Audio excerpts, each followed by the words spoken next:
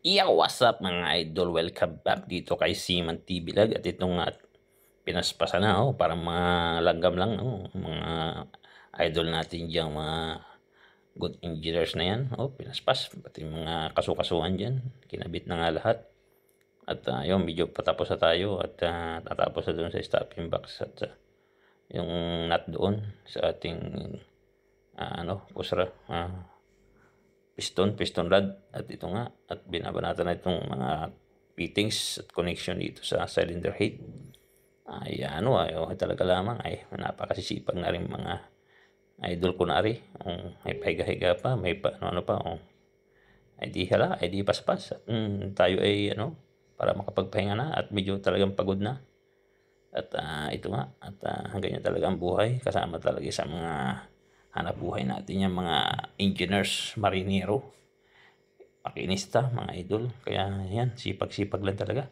para sa mga pangarap at keep safe. At lagi lang i-check lang mabuti ang ating trabaho. Yan, may mga torque pa yan at as per instruction manual nga natin, laging tingnan natin. At yun, ay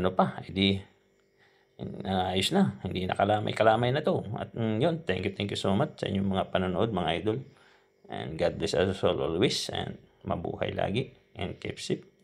Smile lang lagi. Ito si Seaman TV Vlog ang nagsasabing smile ay sapat na. Love you all, mama. Chup chup. Mama.